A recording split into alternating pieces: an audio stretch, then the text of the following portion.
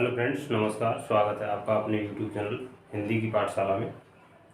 हम आपको आज सामान्य हिंदी की वर्तनी चैप्टर की सेकंड क्लास में पढ़ाएंगे। जैसा कि मैं आपको कल पढ़ा रहा था कि वर्तनी में ज़्यादातर जो है तीन वर्ड जैसे द, ह और र, इनका कुछ ज़्यादा ही प्रयोग होता है। तो इनका जो है जैसे द का संयुक्त वर्ण रूप जो है इसके बारे में मैं बता रहा था। द का संयुक्त वर्ण रूप जो है जैसे ये है द्य, इसको बोलते हैं द, इसको द्व, इसको द्व, इसको द्म। ये दो वर्णों से बना हुआ है। इसमें द आधा है और यह पूरा है। इसको द आधा को इसके ऊपर आसीन करते हैं तो ये द्य हो जाता है। इसी तरह आधा द प्लस पूरा द, इसी तरह द्व में आधा द प्लस व, इसी तरह द्व में आधा द प्लस भ, इसी तरह द्म में आधा द प्लस म। इनका जब हम किसी शब्द का निर्माण करते हैं तब ज़्यादातर आप देखते होंगे कि वर्तनी जो होती हैं इस तरीके से लिखी हुई आती हैं कि जिसको भी आप पढ़ेंगे वो ऐसा ही लगेगा कि ये सही है। इस गलती को मिटाने के लिए हमें इसकी बड़ी बारीकी से जानकारी होनी चाहिए। जैसे हमें विद्या लिखना है तो ये विद्या अभी सही लिखा हुआ है, या इसका शॉर्ट रूप इस तरीके से लिख सकते हैं हम, ये इस तरीके से विद्या लिख जाएगा, क्योंकि यहाँ द है वो आधा है और अलग हो गया है। लेकिन आधा द इस तरीके से हम इसे नहीं लिख सकते हैं। ये वर्ण विच्छेद जब करते हैं तब इसको हम खंड खंड करके देखते हैं, तब ये निकल के आता है। इसके साथ हम लेंगे तो आधा वर्ण जो है वो इससे आगे आने वाले वर्ण के ऊपर आसीन हो जाता है। इसलिए इसको जो है इस तरीके से लिखेंगे विद्या। इसी तरह यहाँ आधा द है, लेकिन ये आधा होने के कारण इससे आगे आने वाले द पर आसीन है। ये इसी तरह जैसे स, सीटी वाला, इसको भी आप देख सकते हैं कि ये आधा है, लेकिन इसको आधा हम पूरे तरीके से हलंत लगा के नहीं लिख सकते, इसलिए इसको यहाँ से इसके ऊपर आसीन किया गया है। ऐसे ही द्वारका में आप देखेंगे ये वह आधा नहीं होता है जबकि द आधा होता है। इसी तरह यहाँ पे, इसी तरह यहाँ पे, क्योंकि जब हम इसका उच्चारण करते हैं तो द्वारका पहले हमारे मुंह से उच्चारण होते समय द्वा यानी द पहले आता है।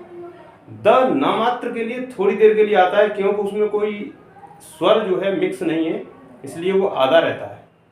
वा जो है उसमें आ, बड़ा आ स्वर जो है वो मिक्स है, इसलिए उसको द्वा का उच्चारण होता है। इसी तरह तद्भव में आधा द है, पूरा भा है। इसी तरह पद्मिनी में आधा द है, पूरा म है। इस तरीके से हमें सही मायने में द का प्रयोग करना चाहिए। ऐसे ही ह का संयुक्त वर्ण रूप आप देख सकते हैं ह। यहाँ पर हर वर्ण में ह अधूरा है और जो इसके संलग्न दिए गए वर्ण हैं वो पूरे हैं। जैसे यहाँ ह आधा है, वह पूरा है।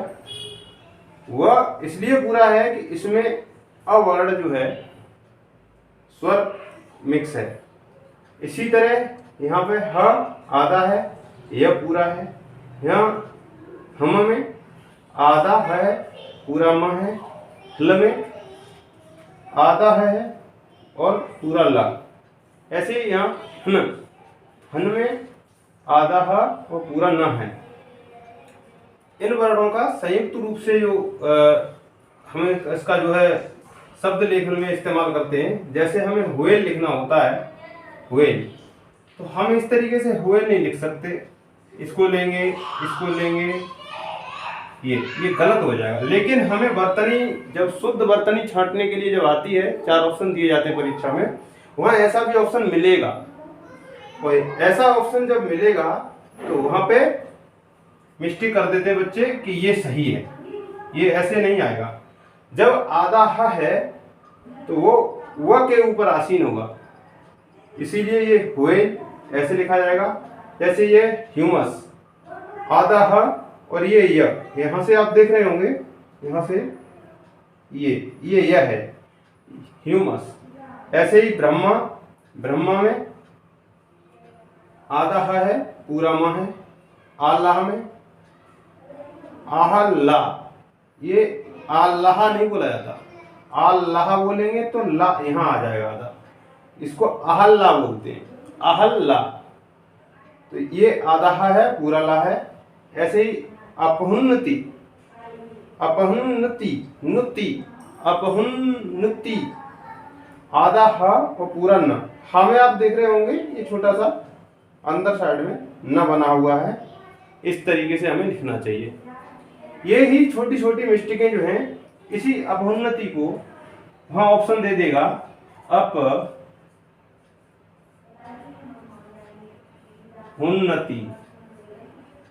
इस तरीके से दे देगा। अब बच्चा जब पढ़ेगा तो इसको न कह के इसको सही करेगा, ये जबकि गलत हो जाएगा, क्योंकि यहाँ आधा ह है, पूरा नहीं। इसके साथ उस उ जो है, छोटा उ स्वर संलग्न होने पर ये पूरा हा बन जाएगा, जबकि स्वर का संयोग जो है वो न को मिलना चाहिए था। इसी तरह इसको भी हम अपउन्नति ऐसे न लिख के ऐसे लिखेंगे। अब दोस्तों मैं आपको बताता हूं र का संयुक्त वर्ण रूप।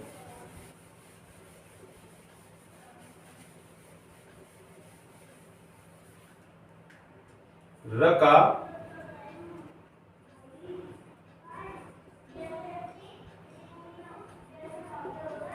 संयुक्त वर्ण रूप। र को हम कई तरीके से इस्तेमाल करते हैं। जैसे र का एक संयुक्त वर्ण रूप होता है पदेन रूप, जिसको हम बोलते हैं पदेन रूप। पदेन रूप में र के चिन्ह को कुछ इस तरह से रखा जाता है, ये कोष्टक में जो मैंने दिया है, जैसे इस तरह ये हो जाता है ग्रह।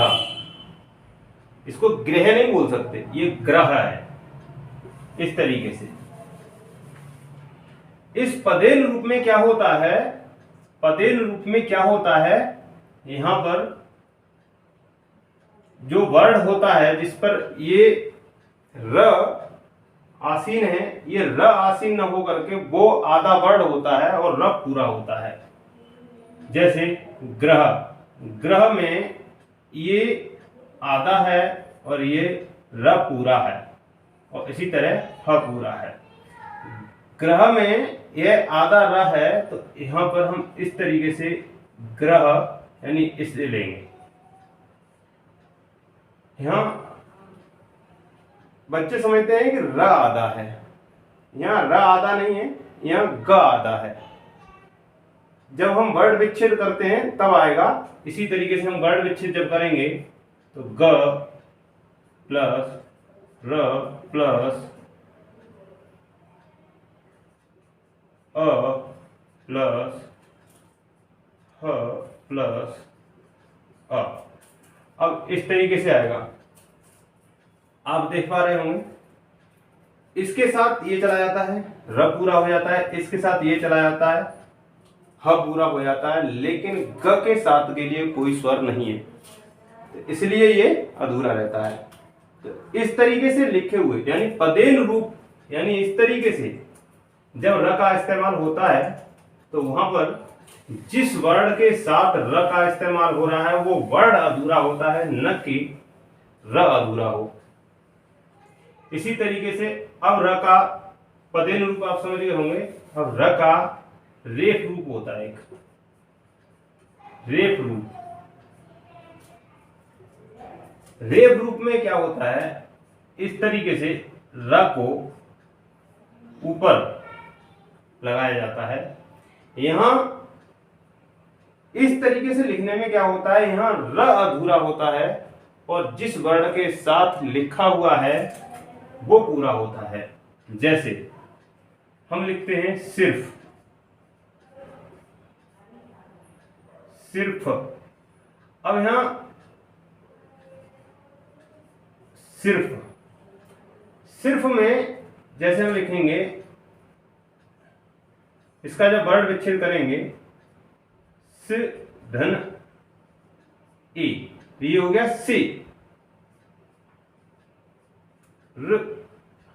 अब र के बाद अगर सर्फ होता तो यहां आ आता, लेकिन यहां नहीं आया। इस तरीके से हमने जो है इसको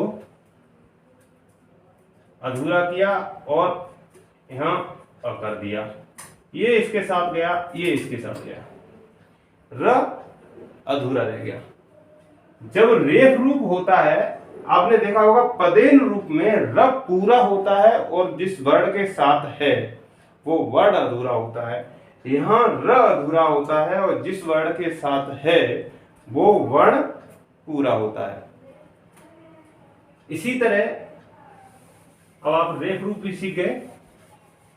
र को एक तरीके से, इस तरीके से भी हम जो है इस्तेमाल करते हैं, आपने देखा होगा इस तरीके से। वो कब होता है, जैसे जो गोल आकार के वर्ण होते हैं उनके साथ, जैसे ट, ठ, ड, ढ। ये जब अक्षर हैं यानी ये वर्ण हैं, इनके साथ जब हम र का इस्तेमाल करेंगे तब इस तरीके से हम इस्तेमाल करेंगे। जैसे यहां भी आप ये देखेंगे ये र पूरा रहेगा और जिस वर्ण के साथ इस्तेमाल होगा वो वर्ण अधूरा होगा। जैसे हम लिखते हैं ड्राइवर, ड्राइवर। अब यहां ड्राइवर में र पूरा है क्योंकि जब हम इसका वर्ण विच्छेद करेंगे तो ड,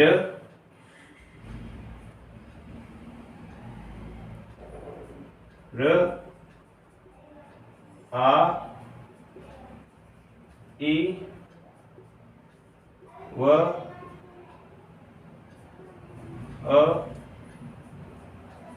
र, अ। ड्राइवर का जब हम वर्ण विच्छेद करेंगे तो इस तरीके से आएगा। यहां आप देख रहे होंगे रा, ई, व, र।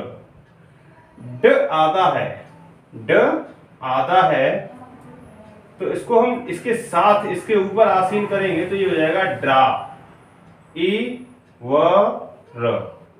इस तरीके से लिखेंगे। इस र को यानी हम ठ के साथ करेंगे तब भी ऐसे ही आएगा, ढ के साथ करेंगे तब भी ऐसे ही आएगा। जैसे हम लिख देते हैं ट्रक,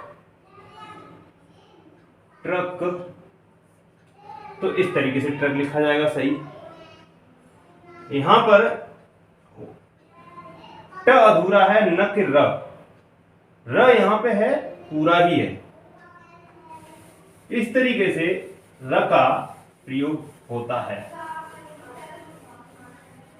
आप मेरे ख्याल से इस चीज को जो है भली भांति समझ गए होंगे।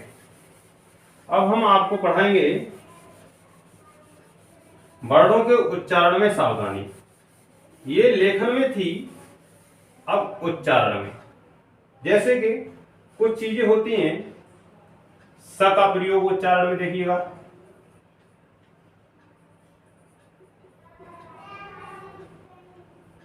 उच्चारण में स का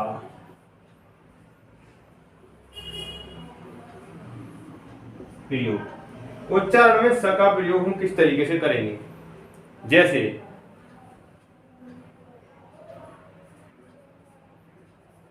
स का प्रयोग क से म तक करें तो इसमें ई का भ्रम होता है। इसमें ई का भ्रम होता है। जैसे हम लिखते हैं स्कंद, आधा स क द। स्कंद मैंने जब लिखा, इसमें हम जब बोलेंगे तो ये सकंद नहीं बोल सकते, क्योंकि यहाँ अ जो है वो सम्मिलित नहीं है, इसके साथ स्वर नहीं है। इसको हम जब आधा बोलेंगे तो इससे पहले हमारे मुंह से ई की ध्वनि आती है, जैसे स्कंद। इसी तरीके से हम लिखेंगे स्कूल। यहां भी स के उच्चारण से पहले ही हमारे मुख से ई वर्ड जो है उच्चारित होता है, जबकि वास्तविकता में यहाँ ई नहीं होती है। तो इसका क्या होता है, हमें भ्रम। भ्रम हमें कहां से कहां तक होता है, अगर हम क से लेकर के म तक किसी वर्ण के साथ स का प्रयोग करें, यानी आधे स का बिना किसी स्वर के स का प्रयोग करें, तो यहाँ पर हमें